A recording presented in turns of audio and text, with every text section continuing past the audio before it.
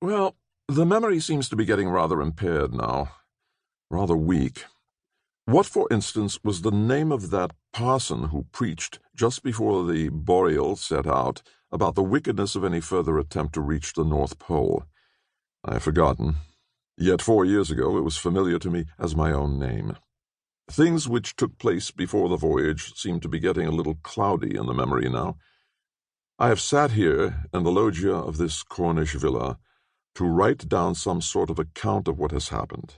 God knows why, since no eye can ever read it, and at the very beginning I cannot remember the parson's name.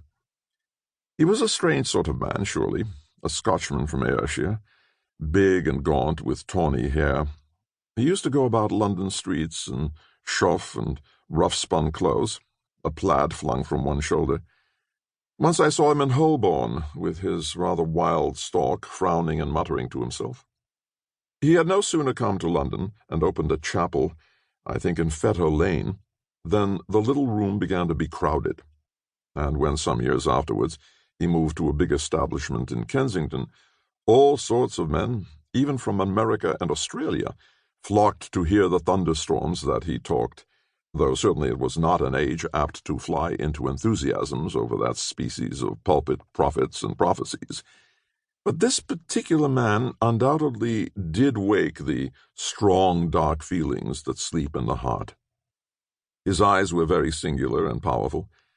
His voice, from a whisper, ran gathering like snowballs and crashed as I have heard the pack ice in commotion far yonder in the north, while his gestures were as uncouth and gawky as some wild man's of the primitive ages.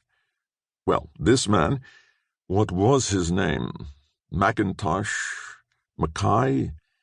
I think, yes, that was it, Mackay. Mackay saw fit to take offense at the new attempt to reach the pole in the Boreal, and for 3 Sundays, when the preparations were nearing completion, stormed against it at Kensington. The excitement of the world with regard to the North Pole had at this date reached a pitch which can only be described as fevered, though that word hardly expresses the strange ecstasy and unrest which prevailed. For the abstract interest which mankind, in mere desire for knowledge, had always felt in this unknown region was now suddenly 1,000 and 1,000 times intensified by a new concrete interest, a tremendous money interest. And the new zeal had ceased to be healthy in its tone as the old zeal was, for now the fierce demon Mammon was making his voice heard in this matter. Within the 10 years preceding the Boreal expedition, no less than 27 expeditions had set out and failed. The secret of this new rage lay in the last will and testament of Mr. Charles P. Stickney of Chicago, that king of faddists, supposed to be the richest individual who ever lived. He, just 10 years before the Boreal undertaking, had died, bequeathing $175 million to the man of whatever nationality who first reached the pole. Such was the actual wording of the will, the man who first reached. And from this loose method of designating the person intended had immediately burst forth a prolonged heat of controversy in Europe and America as to whether or no the testator meant the chief of the first expedition which reached.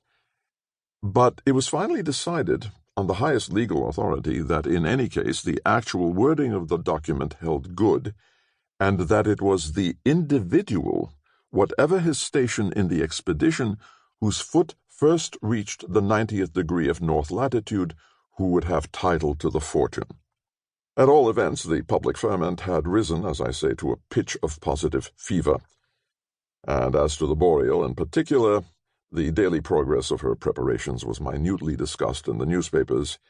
Everyone was on authority on her fitting, and she was in every mouth a bet, a hope, a jest, or a sneer. For now at last it was felt that success was probable. So this Mackay had an acutely interested audience, if a somewhat startled and a somewhat cynical one.